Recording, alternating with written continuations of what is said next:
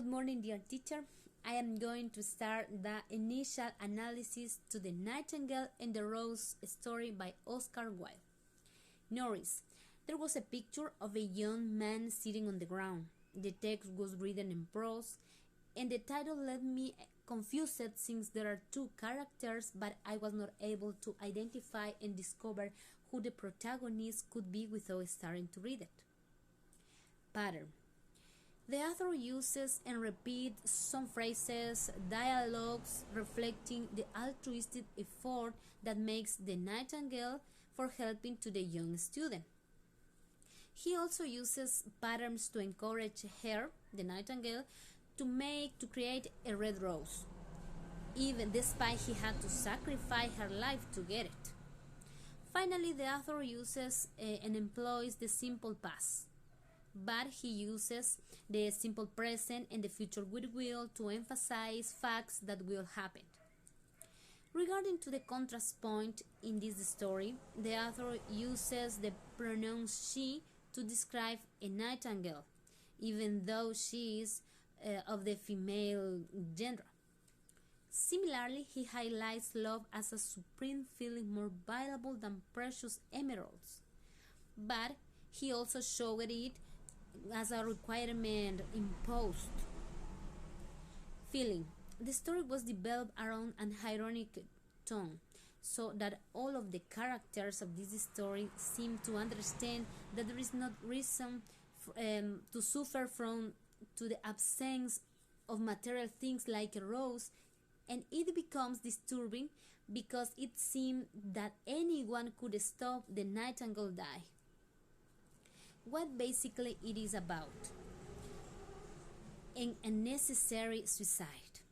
The nightingale finished with her life for making a red rose, believing that this sacrifice will give a student love, but it was never close to happen. What would you like to know more about this story? Why the author used compound words joined with a happen, like to happen tomorrow?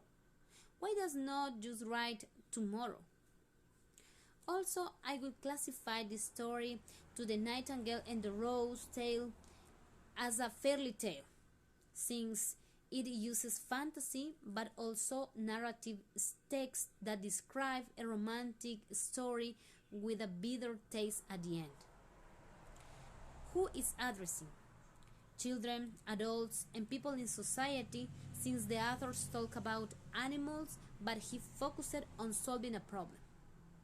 Where and when? The story was written in 1888. The setting is in the garden, where the nightingale knew the problem the student had, and the cold weather was the perfect environment for a red rose to never grow. How precisely it is done? The author uses clear and simple language with short grammatical structures. Also, he makes comparisons, employs a variety of adjectives, and a lot of exclamation marks. What does it seem to have been written?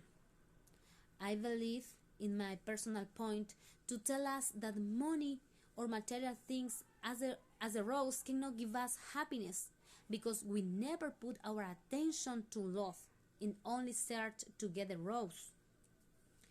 Finally, if the text were changed, the message could not be understood.